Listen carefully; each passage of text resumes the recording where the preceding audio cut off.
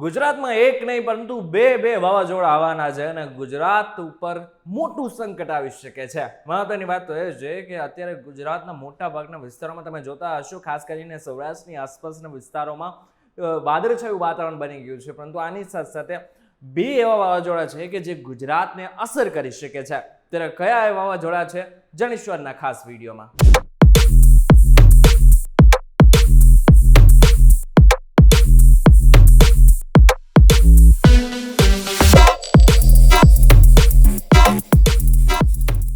નમસ્કાર, welcome back fox video digital ઉપર તમે જોઈ રહ્યા છો ડેલી ડોઝ અને હું છું આપનો દોસ્ત કરણ ચરોતરા. અત્યારે મેપ જોઈએ તો ખાસ કરીને આપણે સમજાશે કે અરબ સાગરમાં એક સિસ્ટમ સક્રિય થયેલી છે અને ધીરે ધીરે આગળ વધી રહી છે.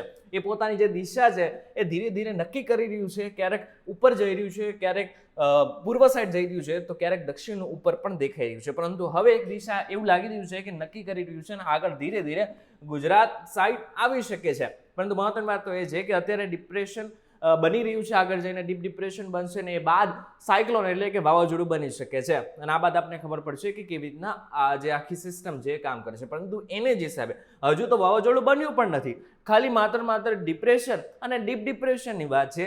એટલામાં જ અત્યારે ખાસ કરીને સુરતની આસપાસના વિસ્તારોમાં વરસાદની શક્યતાઓ પણ વર્તાવા લાગી છે. કયા વિસ્તારોમાં? તો કે સુરત, વલસાડ, વ્યારા, ભરૂચ અને અમોદ સુધીના વિસ્તારોમાં ખાસ કરીને સામાન્યથી છૂટો છવાયો વરસાદ પડવાની શક્યતાઓ છે. તો બીજી બાજુ દક્ષિણ ભાગથી લઈને સૌરાષ્ટ્રના ભાગ સુધી, એટલે જો સૌરાષ્ટ્રની વાત કરીએ તો દરિયાકાંઠાના પટ્ટાઓ ભાવનગર, અલંગ, મહુવા, ઉના, વેરાવળ અને પોરબંદર સુધી ખાસ કરીને છૂટો છવાયો વરસાદ પડવાની શક્યતાઓ હાલ દર્શાઈ રહી છે.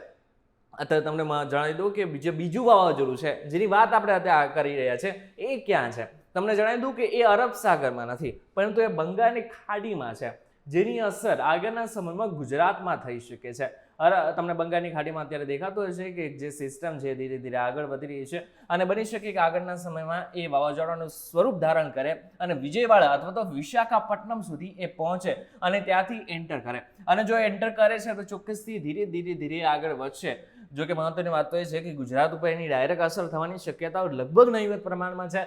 પરંતુ જો એ આગળ વધે છે તો ગુજરાતના ખાસ કરીને દક્ષિણના અને ઉત્તર ભાગમાં ભારે વરસાદ આવવાની શક્યતાઓ એ વાવાઝોડાને કારણે થઈ શકે છે. પરંતુ અત્યારે જે મેઇન ફોકસ છે એ અરબ સાગરમાં જે સ્થિતિ ઉત્પન્ન થયેલી છે, જે સિસ્ટમ ઉત્પન્ન થયેલી છે એને કારણે છે.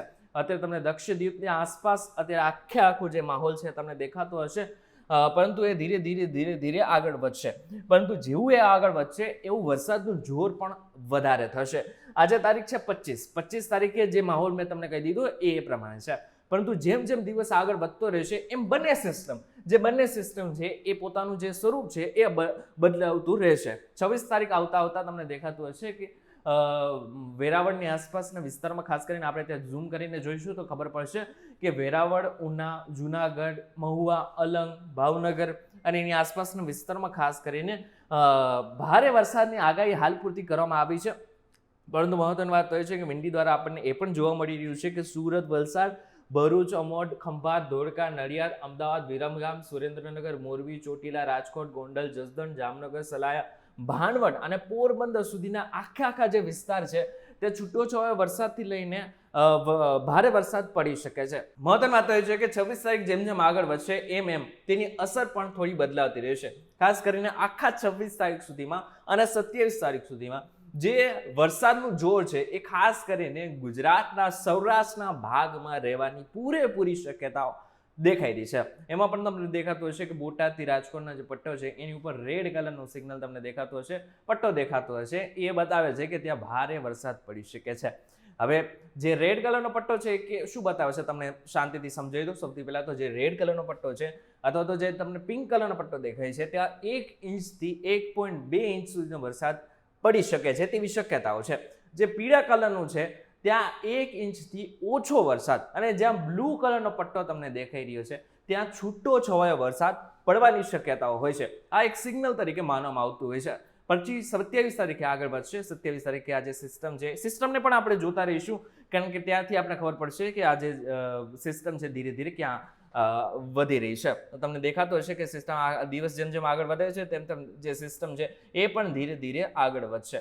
મહત્વની વાત એ છે કે અત્યારે ઘણી બધા જે ફોરકાસ્ટિંગ છે એ એમ બતાવી રહ્યું છે કે આગળ જે સિસ્ટમ છે એ મુંબઈ તરફ પણ ફંટાઈ શકે છે અથવા તો આગળ જઈને ઓમાન અથવા તો પાકિસ્તાન તરફ પણ ફંટાઈ શકે છે.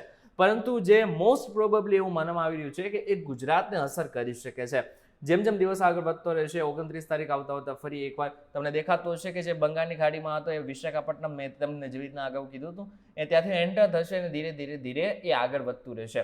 પરંતુ એની અસર પણ ગુજરાતને થવાની શક્યતાઓ દેખાઈ રહી છે.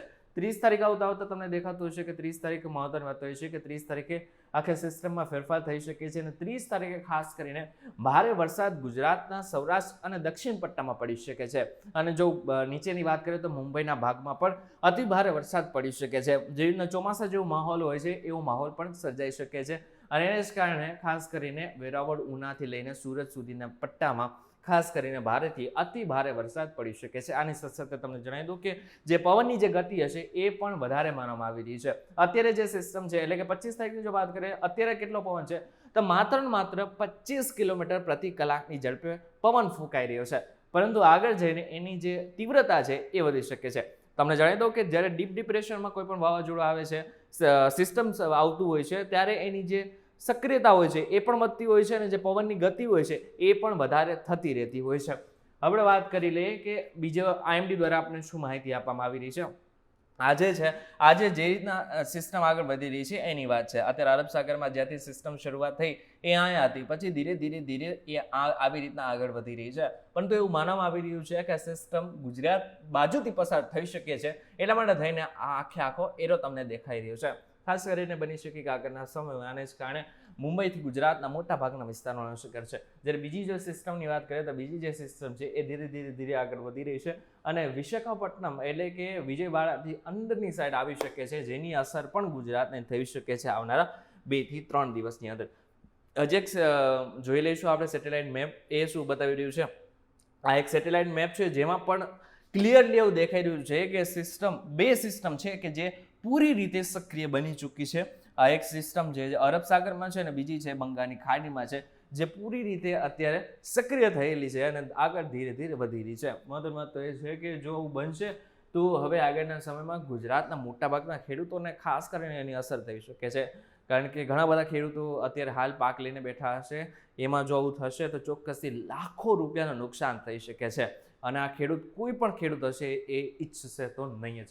પરંતુ હવે કુદરત છે, કુદરત કંઈ પણ કરી શકે છે. પરંતુ અત્યારે જો વિંડી તરફથી જે માહિતી મળેલી છે એ પ્રમાણે હવે આગળના સમયમાં ખાસ કરીને ગુજરાતના સૌરાષ્ટ્ર અને દક્ષિણ ગુજરાત જે છે એ એરિયાને ખાસ કરીને ટાર્ગેટ કરી શકાય છે. ત્યારે આ બાબતને લઈને તમારું શું કહેવું છે અમને જરાક કમેન્ટ કરીને ચોક્કસથી કહેજો. વિડીયો થકી જો તમને કોઈ ઇન્ફોર્મેશન મળે તો વિડીયોને લાઈક અને શેર જરૂરથી કરજો તથા આ જ ઇન્ફોર્મેટિવ વિડીયોઝ માટે VTV ડિજિટલ સાથે જોડાયેલા રહેજો.